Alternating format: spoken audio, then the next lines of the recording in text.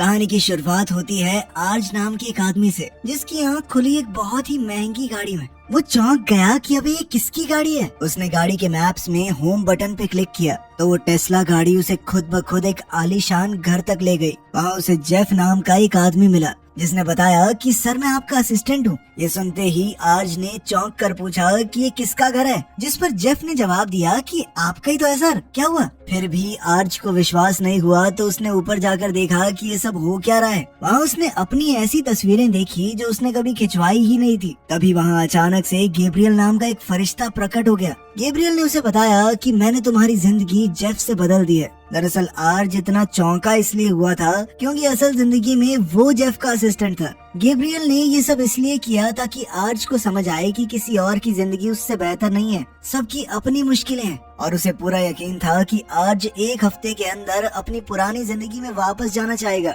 लेकिन वो तो इस आलीशान जिंदगी से बहुत खुश है। वो आराम से ऐश करने लगा। फिर उसने पूल में लेटकर आराम से गैब्रियल को याद दिलाया कि तुझे याद भी है मेरी जिंदगी कैसी थी, ये सब छोड़कर वहाँ वापस जाऊंगा मैं। इसके बाद हमें आर्ज की पुरानी जिंदगी दिखाई जाती है। वो गाड़ी चलाते हुए फोन पर टेक्सटिंग कर रहा था। इस वक्त गैब्रियल उसके पीछे ही बैठा है। उसने ऐन मौके पर आर्ज का ध्यान सामने की तरफ कर दिया, जिससे उसका एक्सीडेंट होते होते बचा। दरअसल गैब्रियल का काम यही है, फोन चला रहे लोगों का एक्सीडेंट होने से बचाना। आर्ज इस वक्त एक दुकान के बाहर खड़ा था जहाँ बहुत लंबी लाइन है। ये उसका साइड हसल है। वो टास्क सार्जेंट नाम के एक प्लेटफॉर्म के लिए काम करता है, जहाँ दूसरे लोगों के लिए छोटे मोटे काम करके पैसे कमाए जाते हैं। कॉलेज में उसने डॉक्यूमेंट्रीज बनाना सीखा था, लेकिन काफी समय से उसे कोई बढ़िया काम नहीं मिला। इसी वजह से उसे अजीबोगरीब नौकरी करनी पड़ रही है। आज वो किसी और के लिए लाइन में खड़ा है और इस चीज के उसे पैसे मिलेंगे। आज 2 घंटे के लिए लाइन में वेट करता रहा, लेकिन फिर दुकानदार ने आकर कहा कि हमारे बंस तो खत्म हो गए हैं, जिसके बाद टास्क देने वाले आदमी ने भी ऑर्डर कैंसिल कर दिया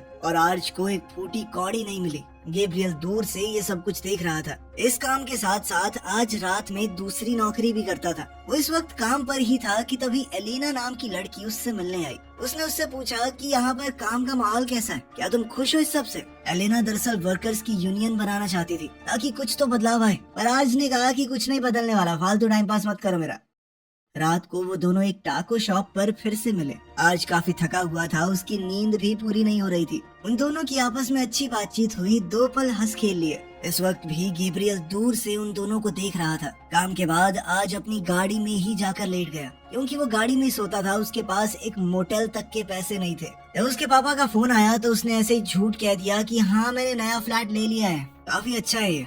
इसके बाद आज ने फोन पर सोने के लिए कोई पॉडकास्ट चलाया, लेकिन वो भी एड्स हटाने के $6 मांग रहे थे। उसे देखकर गैब्रियल को बहुत तरस आ रहा था। अगले दिन हम गैब्रियल को फरिश्तों की एक मीटिंग में देखते हैं। सभी फरिश्तों का अलग अलग काम है। इज़राइल एक ऐसा फरिश्ता है जो लोगों की मदद करता है अपनी जिंदगी सुधारने में। ऐसे लोग जो जिंदगी से हताश हो चुके हैं, वो उन्हें रोशनी दिखाता है, जीने का मकसद देता है। गैब्रियल ध्यान से उसकी बातें सुनता रहा। उसका भी मन था कि मैं कोई बढ़िया काम करूं। उसने अपनी मैनेजर मार्था से बात की कि मैं एक भटकी हुई आत्मा को बचाना चाहता हूँ। मार्था ने कहा कि बहुत मुश्किल काम है, तुमसे नहीं हो पाएगा। पहले तो ऐसा इंसान ढूंढना पड़ेगा जो कि बहुत परेशान हो, फिर तुम उसकी मदद करोगे किसी तरीके से। ये सब आसान नहीं होता। इस पर गैब्रियल ने कहा कि मैं एक इंसान को जानता हूँ, वो बहुत दुखी है। जिस पर मार्था ने कहा कि ये सब तुम्हारा काम नहीं है, तुम्हारा काम है एलेना को एक्सीडेंट से बचाना, वरना बहुत गड़बड़ होगी उसकी जिंदगी में। लेकिन गैब्रियल का ध्यान आज की तरफ था और वो एलेना का एक्सीडेंट होने से नहीं बचा पाया। यार ज्यादा कुछ बुरा नहीं हुआ, बस आज के साथ उसकी डेट कैंसिल हो गई, जो कि उन्होंने कहा कि किसी और दिन करेंगे।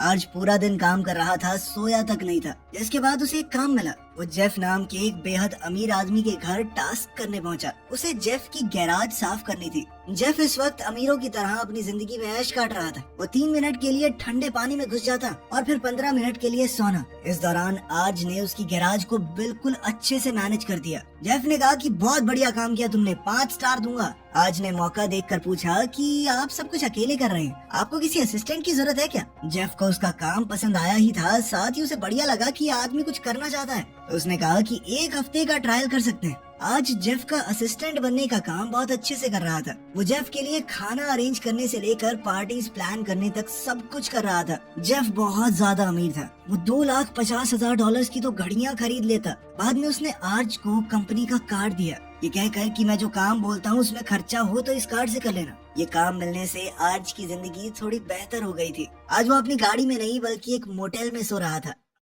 अगले दिन आज एलेना को लेकर डेट पर जाने वाला था। जब उसने जेफ को इस बारे में बताया तो जेफ ने कहा कि ये शर्ट पहन के जाएगा तू, मेरे पास एक जैकेट है, मुझे थोड़ी छोटी है, तुझे परफेक्ट आएगी। और साथ ही उसने एक रेस्टोरेंट बताया कि वहाँ जाइयो, बहुत ज्यादा महंगा भी नहीं है, सही है। आज जेफ के बताए हुए रेस्टोरेंट में ही एलेना के साथ डेट पर गया। जेफ ने एक दो डिश बताई थी, उनकी कीमत देखकर दोनों की हालत पतली हो गई और उन दोनों ने सस्ती चीजें ही ऑर्डर की। इस सब के बावजूद भी बिल बहुत महंगा आया। आज के पास उस वक्त इतने पैसे ही नहीं थे, तो उसने हिचकिचाते हुए जेफ का दिया हुआ कार्ड इस्तेमाल कर लिया। अगले दिन जब जेफ को ये पता चला तो उसने आज से कहा कि तुमने खुद के खाने के लिए मेरा कार्ड इस्तेमाल किया। इस पर आज ने कहा कि मैं तुम्हें बताने ही वाला था, दरअसल जो रेस्टोरेंट तुमने बताया वो मेरे हिसाब से बहुत महंगा था, तो मुझे कार्ड का इस्तेमाल करना पड़ा, वहाँ पे बेइज्जती हो जाती। चिंता मत करो, मैं पैसे लौटा दूंगा। लेकिन जेफ को ये धोखे जैसा लगा, तो उसने आज को ये कहकर निकाल दिया कि मैं तुम पर भरोसा नहीं कर सकता। जिसके बाद आज अपनी चीजें लेकर वहाँ से चला गया। आज का ये काम भी छिन गया और उसे टास्क सार्जेंट पर भी काम नहीं मिला। थोड़े पैसे कमाने के लिए उसे अपना खून डोनेट करना पड़ा। इसके बाद उसकी थोड़ी तबीयत भी खराब हो गई, शरीर में थोड़ी कमजोरी आ गई थी, तो वो एक दुकान में बैठा बैठा सो गया। जब चौकीदार ने उसे उठाया कि चलो रेस्टोरेंट बंद करने का टाइम हो गया है, तब उसने बाहर आकर देखा कि उसकी गाड़ी को तो पुलिस वाले टो करके ले गए। ये देखकर तो आर्ज का हौसला बिल्कुल टूट चुका था। गैब्रियल ये सब देखकर समझ चुका था कि आर्ज एक भटकी हुई आत्मा है। वो आर्ज के पास आया और कहने लगा कि मैं एक फरिश्ता हूँ। उसने अपने पंख दिखाए और कहा कि मैं तुम्हारी जिंदगी के बारे में सब कुछ जानता हूँ। उसने आर्ज से कहा कि तुम चिंता मत करो, तुम्हारी जिंदगी में चीजें अच्छी होने वाली हैं। उसने आर्ज को उसकी आगे की जिंदगी दिखाई, जिसके अंदर आर्ज आगे जाकर एक फूड डिलीवरी ट्रक के लिए काम करेगा। उसके ऊपर इतना प्रेशर होगा कि उसके पास पेशाब करने का टाइम नहीं है, एक बोतल दी जाएगी, उसके अंदर करना पड़ेगा। उसने दिखाया कि अभी तो तुम गाड़ी में सोते हो, बाद में तुम एलेना के साथ उसकी माँ के घर पे शिफ्ट हो जाओगे और वहाँ एलेना की बहन और उसका बॉयफ्रेंड भी रहते हैं। थोड़ा छोटा घर है 5 लोगों के लिए, लेकिन अच्छा है ना। लेकिन गैब्रियल अनजाने में आर्ज का हौसला बढ़ाने की जगह उसे डिप्रेस कर रहा था। फिर गैब्रियल ने दिखाया कि चिंता मत करो, तुम ज्यादा टाइम तक यहाँ पे नहीं रहोगे, तुम्हारी नौकरी लगेगी, तुम दोनों दूसरी जगह शिफ्ट हो जाओगे, लेकिन वहाँ भी तुम्हारे पास पैसे थोड़े कम ही होंगे। तुम्हारा कुत्ता बीमार होगा तो तुम्हारे पास उसके ट्रीटमेंट तक के पैसे नहीं होंगे, लेकिन तुम खुश हो। ये सब देखकर आर्ज ने कहा कि इतनी बेकार जिंदगी, मैं नहीं जीने वाला ये सब। उसे अपना फ्यूचर बिल्कुल पसंद नहीं आया। गैब्रियल ने बताया कि देखो, मुझे ये सब करना अलाउड नहीं है। मेरे पंख देख रहे हो, थोड़े छोटे हैं ना, तो मैं छोटे लेवल का एंजल हूँ, लेकिन मैं दिल से तुम्हारी मदद करना चाहता हूँ। मैं तुम्हें दिखाना चाहता हूँ कि तुम्हारी जिंदगी कीमती है। लेकिन आर्ज ने कहा, साले डिप्रेस कर दिया तूने मुझे, इतनी बेकार जिंदगी। जिंदगी तो उसकी है, वो जेफ, हम जैसे लोग तो बस उसकी सर्विस के लिए पैदा हुए हैं। लेकिन आर्ज को गलत साबित करने और ये दिखाने के लिए कि जेफ की जिंदगी भी कोई परफेक्ट नहीं है, गैब्रियल ने उन दोनों की जिंदगी को आपस में बदल दिया। अब कहानी वहीं पहुंच गई जहां से शुरुआत हुई थी। आर्ज को अमीर बनकर बहुत मजा आ रहा था। तभी अचानक जेफ उसके पास आया और कहने लगा कि आप मीटिंग के लिए तैयार हो जाओ। ये सुनते ही अब गैब्रियल को लगा कि अच्छा, अब पता चलेगा तुझे, मीटिंग पे भी जाना पड़ता है। लेकिन मीटिंग बहुत आसान थी, वो लोग बस आम बातचीत कर रहे थे और डिनर का खर्चा भी पूरा कंपनी पर डाल दिया। आज घर आया तो एक आदमी पूल का हीटर ठीक करने आया। उसने कहा कि हीटर पूरी तरह खराब हो गया है, उसे ठीक करने में $35,000 लगेंगे। गैब्रियल ने कहा कि देखा, इतना बड़ा खर्चा, देखा कितना मुश्किल है अमीरों की तरह जीना। लेकिन आज ने कहा कि इतना पैसा है मेरे पास, कोई फर्क नहीं पड़ता। उसने मैकेनिक को कहा कि हाँ, बदल दे, पूरा नया बना दे। इसके बाद वो उसी दुकान में पहुंच गया जहाँ वो और एलेना काम करते थे। एलेना उसके बारे में सब कुछ भूल चुकी थी, तो आज ने नए सिरे से खुद को इंट्रोड्यूस किया। इस बार वो उसे दोबारा उसी रेस्टोरेंट में डेट पर लेकर गया और वो महंगी डिश ऑर्डर की जो उसने पिछली बार छोड़ दी थी। और तो और रेस्टोरेंट वालों ने कहा कि सर, आपको सर्व करके बहुत अच्छा लगा, आज का खाना हमारे ऊपर, आपको बिल नहीं देना। डेट के बाद एलेना और आज ने एक दूसरे को किस भी किया। एक हफ्ते बाद गैब्रियल उसके पास आया। उसने कहा कि 1 हफ्ता खत्म हो गया है, क्या तुम वापस जाना चाहते हो? उसे लगा कि आज को अपनी पुरानी जिंदगी याद आ रही होगी, उसकी वैल्यू समझ गया होगा। लेकिन आज ने कहा कि ये जिंदगी बढ़िया भाई, मैं क्यों जाऊंगा वापस। तब पता चलता है कि गैब्रियल बिना आज की मर्जी के उसे वापस नहीं भेज सकता। मतलब अगर आज चाहे तो हमेशा के लिए ये जिंदगी जी सकता है। और फिलहाल आज बिल्कुल भी वापस जाने के मूड में नहीं था। इस वजह से मार्था ने गैब्रियल को डांटा। उसने कहा कि ये सब क्या कर दिया तुमने, छोटा सा काम दिया था कि लोगों के उंगली लगा देना, एक्सीडेंट से बचा लेना उनको। और तो और उसने एलेना की मदद नहीं की, जिस वजह से उनका एक्सीडेंट हुआ और डेट पोस्टपोन हो गई। आज उसे महंगे रेस्टोरेंट में ले गया, उसकी नौकरी चली गई। अब मार्था ने गैब्रियल से कहा कि जब तक तुम सब कुछ सही नहीं कर देते, तुम्हारे पंख मैं ले रही हूँ, और ये सब कुछ सही करने के बाद ही तुम ढंग से एंजल बन पाओगे। सीन शिफ्ट होता है आज की पार्टी पर। गैब्रियल जल्द ही उससे मिलने आया। अब दूसरे लोग भी गैब्रियल को देख पा रहे थे। गैब्रियल ने पूछा कि क्या ये सब जेफ के साथ गलत नहीं हो रहा जो भी तुम कर रहे हो। लेकिन जब आर्च को कोई फर्क नहीं पड़ा तो गैब्रियल ने जेफ की यादों को भी वापस बुला दिया। जेफ ये सब देखकर शॉक हो गया कि वो अपने ही घर में काम क्यों कर रहा है। इतना बड़ा झटका वो सह नहीं पाया और बेहोश हो गया। होश में आने के बाद जेफ को सब कुछ बताया गया। उसने आर्च से कहा कि मुझे अपनी जिंदगी वापस दो। उसने कहा कि चलो एक डील करते हैं, अगर तुम अभी अपनी जिंदगी में जाने को तैयार हो जाओ तो मैं तुम्हें $2 लाख दूंगा। आर्च ने चिल्लाते हुए कहा, तेरी घड़ियों की कीमत इससे ज्यादा है। कुत्ते, कितना गंदा इंसान है तू। लेकिन गैब्रियल ने कहा कि ये सब करना अलाउड नहीं है, तुम ऐसे लालच देके एक दूसरे की जिंदगी बदल नहीं सकते। लेकिन फिर जेफ कहने लगा, देख भाई, मुझे नहीं पता था कि तेरे पास घर तक नहीं है, इतनी बुरी हालत है तेरी, वरना ना निकालता तुझे, पर एक गलती के लिए मेरी पूरी जिंदगी चुरा लेगा क्या। गैब्रियल ने भी आर्च को थोड़ा समझाया, जिसके बाद वो मान गया। लेकिन उसने कहा कि थोड़े दिन दे दो, मुझे एंजॉय करना है थोड़ा, फिर चला जाऊंगा अपनी थकेली जिंदगी में वापस। इस पर जेफ ने कहा ठीक है। साथ ही उसने जेफ को चैलेंज दिया कि इन दिनों तू एक आम जिंदगी जीकर देख, फिर पता चलेगा कि गरीब लोग कैसे जीते हैं। इस पर जेफ ने इतरा कर कहा कि मैं अगर तेरी जगह होता ना तो आसानी से गरीब से अमीर बन जाता चुटकियों में। इसके बाद वो बाहर चल दिया, लेकिन गैब्रियल ने उसे रोका। उसने कहा कि मुझे भी रहने की जगह चाहिए। जेफ मान गया और दोनों मोटेल में बेड पर सो गए। लेकिन सुबह सुबह स्टाफ वहाँ पहुँच गया। उन्होंने कहा कि चेकआउट करना पड़ेगा और अगर नहीं करना तो पैसे भरो। लेकिन जेफ ने जैसे तैसे उसे मना लिया कि रात को पैसे दे दूंगा मैं। अगले दिन जेफ ने टास्क सार्जेंट पर काम करना शुरू किया, आर्च की तरह। उसे आर्च की वो बिना 360 कैमरे वाली गाड़ी चलानी भी नहीं आती थी। रिवर्स करते हुए ठोक दी भाई ने, और गैब्रियल अपनी तरफ से उसकी पूरी मदद कर रहा था। जेफ को समझ आ रहा था कि गरीब लोग कितनी मुश्किल से जिंदगी बिता रहे हैं, इंसानों की जगह रोबोट ले रहे हैं, और साथ ही कस्टमर अगर खाने में कुछ कमी मिलती तो उस पर चिल्लाने लगते। जेफ ने समझाने की कोशिश की कि भाई मैंने थोड़ी पैक किया है, लेकिन उस बंदे ने कहा कि मैं तुझे 1 स्टार दूंगा, देखियो तू। पूरा दिन काम करने के बाद जेफ को पता चला कि आज जो उसने काम किया है उसके पैसे 1 हफ्ते बाद मिलेंगे। उसने हिसाब लगा के कहा कि जितने की हमने डिलीवरी की है उससे ज्यादा का तो पेट्रोल फूक दिया, हमने पैसे खोए हैं भाई। इसका मतलब था कि उन दोनों को आज गाड़ी में ही सोना पड़ेगा। दूसरी ओर आज एलेना के साथ मौज काट रहा था। एक रात उसने एलेना से पूछा कि इस वीकेंड पर मेरे साथ पेरिस चलोगी, पर एलेना ने कहा कि मैं यूनियन बनाना चाहती हूँ ना, उस चीज की मीटिंग है। इस पर आज ने पूछा कि मीटिंग किसी और दिन रख लो। दरअसल वो चाहता था कि वो दोनों एक बार पेरिस चले जाएं। अपनी बेकार से जिंदगी में लौटने से पहले वो ये आखिरी चीज करना चाहता था। लेकिन इस सब के दौरान बात थोड़ी बिगड़ गई। एलेना को ये बात बिल्कुल पसंद नहीं आई कि आर्च उसके काम को छोटा समझता है। एलेना ने कहा कि मेरी जिंदगी चाहे छोटी हो मेरे लिए जरूरी है, तुम रहो अपने इस आलीशान बंगले में, मैं आम जिंदगी में खुश हूँ। एलेना के जाने से आज थोड़ा दुखी हो गया। वो ड्राइव करते करते उसे लगातार मैसेज भेज रहा था कि वो रिप्लाई करे। इसी वजह से अचानक उसका एक्सीडेंट हो गया। गैब्रियल ने जेफ को बताया कि आज कोमा में चला गया है, क्योंकि गैब्रियल जेफ के साथ था। गैब्रियल ने जब जेफ को ये बात बताई तो वो चिल्लाने लगा, तेरा ही काम है ना लोगों को फोन चलाने से रोकना ड्राइव करते हुए। तो गैब्रियल ने कहा कि मैं कैसे बचाता, मैं तो तेरे साथ था। खैर कुल मिलाकर अब उन्हें थोड़ा इंतजार करना पड़ेगा। अब जेफ की प्रॉब्लम्स और ज्यादा बढ़ गई थी। उसने गैब्रियल से कहा कि ये मेरी जिंदगी नहीं है, सब कुछ सही करो यार, क्या बना दिया है मुझे। उधर आर्च का एक्सीडेंट ना बचा पाने की वजह से गैब्रियल को काम से ही निकाल दिया गया। जब तक वो सब कुछ ठीक नहीं कर देता वो भी एक इंसान ही बना रहेगा।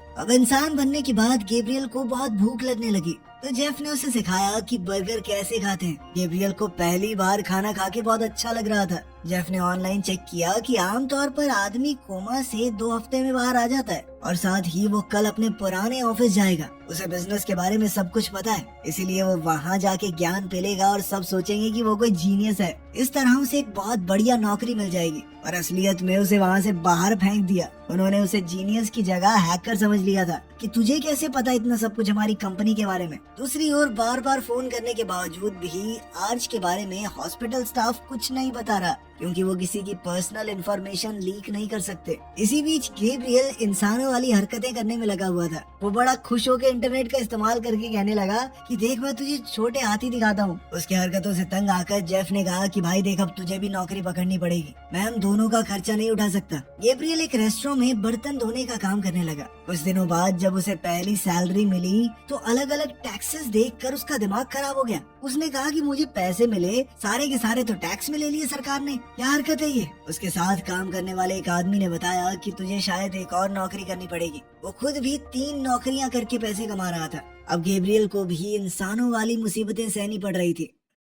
दूसरी तरफ आर्च कोमा से जाग गया। नर्स ने कहा कि 2 लोग तुम्हारे बारे में बहुत पूछ रहे थे, अगर जानते हो तो कॉल कर लेना। तभी आर्च के दिमाग में एक खुराफाती प्लान आया। उसने नर्स से कहा कि जब कभी लोग कोमा से उठते हैं तो कभी कभी उनकी याददाश्त भी चली जाती है ना। इस पर नर्स ने हामी भरी। अब आर्च ने फैसला किया कि वो याददाश्त खोने का नाटक करेगा। उसी वक्त जेफ को फूड डिलीवरी का ऑर्डर मिला और ये एड्रेस उसी के आलीशान बंगले का था जिसके अंदर आर्ज उसकी जगह लिए बैठा है। जेफ समझ गया कि आर्ज कोमा से उठ चुका है। वो बहुत गुस्से में घर के बाहर गया, लेकिन वहाँ जाकर आर्ज ऐसा दिखाने लगा कि हाँ जी सर, कौन हो आप? आर्ज एक्टिंग करने लगा कि मैं तुम्हें जानता हूँ क्या? अरे सॉरी भाई, मुझे कुछ याद नहीं है। कौन हो तुम, बताओ ना। जेफ बेचारा समझ नहीं पा रहा था कि इसके साथ सच में ऐसा हुआ है या ये झूठ बोल रहा है। उसने ये सब कुछ जाकर गैब्रियल को बताया। जेफ ने फ्रस्ट्रेट होकर कहा कि मेरी भगवान से बात करवाओ, मुझे नहीं पता, मैं उनसे ही लड़ाई करूंगा अब। इस पर गैब्रियल ने कहा कि मेरे पास कोई पावर नहीं है, अब मैं तुम्हारी तरह इंसान हूँ। साथ ही उसने सुट्टे मारना शुरू कर दिया था। अब वो एक चेन स्मोकर बन चुका था।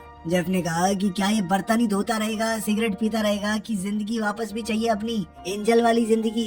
ये सुनकर गैब्रियल के दिमाग में एक आइडिया आया। उसने कहा कि ये सारी गड़बड़ तब शुरू हुई जब मैं अपना काम नहीं कर पाया एलेना को एक्सीडेंट से बचाने का। अगर वो एलेना की जिंदगी को सही रास्ते पर ले आए तो शायद आर्ज भी अपने आप सही रास्ते पर आ जाएगा और हो सकता है वो अपनी जिंदगी में वापस आना चाहे। उधर एलेना एक बड़ी सी स्पीच देकर लोगों को मोटिवेट करने की कोशिश कर रही थी कि हमें एक यूनियन बनानी चाहिए, लेकिन फिर भी वो बहुत बड़े मार्जिन से हार गई। ज्यादातर लोगों ने ना में वोट किया। गैब्रियल भी ये सब देखकर बहुत उदास हुआ। दूसरी तरफ जेफ को उसकी फूड डिलीवरी वाली नौकरी से निकाल दिया गया क्योंकि वो कंपनी अब रोबोट्स को इस्तेमाल करेगी इंसानों की जगह पर। वो फ्रस्ट्रेट होकर बोला कि ये सब बहुत मुश्किल है यार, कैसे करते हैं लोग ये सब? मेरी पुरानी जिंदगी में मैं बस छुट्टियां मनाता था और थोड़ी बहुत मीटिंग अटेंड करता था। उसी वक्त पुलिस वहां आ गई और जेफ की गाड़ी पर पहले से पार्किंग टिकट्स होने की वजह से उसे जब्त कर लिया गया। साथ ही पुलिस वाले ने उसे बताया कि जितने दिन गाड़ी वहां पर खड़ी रहेगी उतना ज्यादा खर्चा बढ़ जाएगा।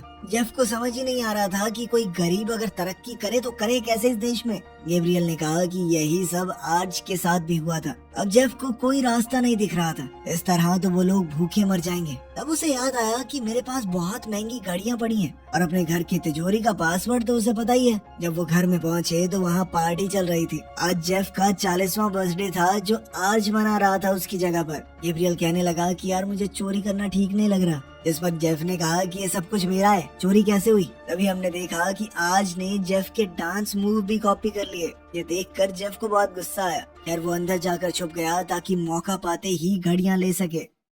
पार्टी के दौरान गैब्रियल ने भांग मिली हुई चॉकलेट खा ली, जिसके बाद गैब्रियल पूरी तरह नशे में झूल गया। वो एक अनजान लड़की को पकड़ के अपनी पूरी एंजल वाली स्टोरी सुनाने लगा। इत्तेफाक से एलेना आर्ज की पार्टी में ही वेट्रेस के तौर पर आई हुई थी। पार्टी के खत्म होने के बाद आर्ज ने एलेना से कहा कि थोड़ी देर रुक जाओ, मैं तुम्हारे साथ समय बिताना चाहता हूँ प्लीज। इसके बाद दोनों ने साथ में डांस किया। एलेना ने उसे कहा कि तुम सही कह रहे थे, वो यूनियन वगैरह बनाना सब टाइम वेस्ट था, मैं अकेली नहीं लड़ सकती सिस्टम से। उसने कहा कि चलो चलते हैं पेरिस, शायद मेरी जिंदगी सच में बेकार है। ये सुनकर आर्ज ने उसे कहा कि ऐसा नहीं है, अपने आप को यूं दबाओ मत, जब तक तुम्हारे जैसे लोग हैं तब तक सच में दुनिया बदल सकती है। अगर तुम हार मान गई तो फिर कुछ नहीं होने वाला। इस सब के बाद आज सोने चला गया और जेफ घड़ियां लेने के लिए आगे बढ़ा। उसने बहुत सारी महंगी महंगी घड़ियां निकाल ली। वहाँ से निकल ही रहा था कि तभी आज अपनी बंदूक लेकर आया और धाए धाए गोलियां चला दी। उनमें से एक गोली जेफ के कंधे में लगी। जेफ चिल्लाने लगा, बे साले पागल है क्या, गोली क्यों चला रहे? आज ने उसे याद दिलाया कि जब मैं तेरा असिस्टेंट था तूने तो कहा था कि जैसे ही कोई घर में घुसे तो गोली चला देना, बाद में सवाल पूछना है। ये बात सुनते ही जेफ तुरंत समझ गया कि अच्छा तो तुझे सब कुछ याद है, अब नहीं हुआ तेरा मेमोरी लॉस। उनकी चीखने की आवाजें सुनकर गैब्रियल भी वहाँ आ गया। इसके बाद वो जेफ को लेकर अस्पताल गए। बाद में उसने आज से पूछा कि तूने मुझे झूठ क्यों कहा? आज ने सीधा सा जवाब दिया, देख मेरी जिंदगी बहुत बेकार है, कोई मजा नहीं है उसमें, और तुम्हारी गजब मजे ही मजे, लेकिन फिर भी मैं तैयार हूँ, ठीक है, बदल लूंगा मैं जिंदगी फिर से। लेकिन गैब्रियल ने कहा कि अगर तुम सच में अपनी जिंदगी बदलना चाहते तो बदल ली होती। अभी तुझे सिर्फ जेफ के लिए बुरा लग रहा है। जब तक तुझे सच में नहीं लगता कि तेरी जिंदगी जीने लायक है तब तक तू वापस नहीं जा सकता। ये सुनकर तो जेफ का दिमाग खराब हो गया। अबे उस जिंदगी पे कौन वापस जाएगा, मैं 4 दिन से जी रहा हूँ, मैंने जी के देख ली भाई, कोई नहीं चाह सकता ये। इस पर आर्ज ने कहा कि फिर चलो मेरे घर चलते हैं, मतलब तुम्हारे घर। आराम से मौज काटेंगे तीनों भाई। वो तीनों सोना में मस्त बैठ गए। उन तीनों ने मिलकर अब मौज मस्ती शुरू कर दी। अब तीनों आराम से जिंदगी काटने लगे। तभी मार्था अचानक से गैब्रियल से मिलने आई। उसने कहा कि मैंने तुम्हें इतना आसान सा काम दिया था, बस लोग जो ड्राइव करते हुए मैसेज कर रहे हैं उन्हें रोकना था, पर ज्यादा दिमाग लगा के तुम यहाँ अटक गए। बर्तन धो रहे हो, सिगरेट पी रहे हो, मैं सब कुछ देख रही थी। गैब्रियल ने माना कि ये बहुत मुश्किल है, मैं कैसे आर्च को उसकी जिंदगी के लिए नई उम्मीद दिखाऊं। इस पर मार्था ने कहा कि कभी कभी एक भटकी हुई आत्मा को एक एंजल की नहीं, सिर्फ एक इंसान की ही जरूरत होती है। शाम को वो तीनों टाकोस खाने गए। वहाँ एलेना भी मिली। वो यूनियन को फिर से बनाने की कोशिश कर रही थी। उसे समझ आ गया कि उसे कोशिश करते रहना होगा। वो एकदम से तो नहीं जीत जाएगी, लेकिन लड़ना नहीं छोड़ सकती। वहाँ से वो सब डांस करने चले गए और तब आर्च ने देखा कि गैब्रियल पहले तो मस्त नाच रहा था, लेकिन फिर अचानक से दुखी होकर चला गया। आर्च ने उसका पीछा किया। क्या हुआ भाई, दुखी क्यों हो गया? इस पर गैब्रियल ने कहा कि मैं एक नंबर का बेवकूफ एंजल हूँ, सब कुछ बिगाड़ दिया मैंने, मैं किसी लायक नहीं हूँ, मैं एंजल से सुट्टेबाज बन गया हूँ, समझ रहा तू? इस पर आर्च ने कहा कि तुम मुझे दिखाने आए थे कि मेरी जिंदगी जीने लायक है, तुम खुद हार नहीं मान सकते। इस पर गैब्रियल ने कहा कि हाँ मैं दिखाने तो आया था, लेकिन तुमने असली जिंदगी जीने की बजाय ये बड़े आलीशान महल में रहने को चुना। इस पर आर्च ने कहा कि मुझे वो सब नहीं चाहिए, बस थोड़ी ठीक सी जिंदगी चाहिए भाई। अगर मैं वापस अपनी जिंदगी में चला गया तो क्या मुझे मेरी नौकरी मिलेगी, मेरी गाड़ी या कुछ भी? ये सब सोच कर ही डर लगता है मुझे। इस पर गैब्रियल ने बताया कि जब मैं इंसान बना मैं भी बहुत ज्यादा डर गया था, मेरे साथ कुछ भी सही नहीं हो रहा था, बर्तन मांजने पड़े, गाड़ी में सोना पड़ा और पता नहीं क्या क्या, लेकिन इस सब के साथ अच्छी चीजें भी थी। मुझे डांस करना पसंद आया, मुझे जेफ जैसा एक दोस्त मिला और तुम भी बहुत पसंद हो मुझे। उसकी ये बातें सुनकर आर्च ने कहा कि तुम बहुत अच्छे एंजल हो और मैं हमेशा चाहूंगा कि तुम ही मेरे एंजल बनकर आओ। साथ ही एलेना की बात का उस पर असर हुआ था कि मैं एकदम से तो नहीं जीत पाऊंगा, लेकिन कोशिश करते रहना होगा। इतना कहते ही वो अपनी पुरानी जिंदगी में वापस पहुंच गया। उसकी गाड़ी टो हो चुकी थी। दूसरी तरफ जेफ अपने घर पर उठा। वहाँ उसे आर्च का पार्किंग टिकट मिला। जब आर्च अपनी गाड़ी लेने गया तो जेफ उसकी टिकट पहले ही पे कर चुका था।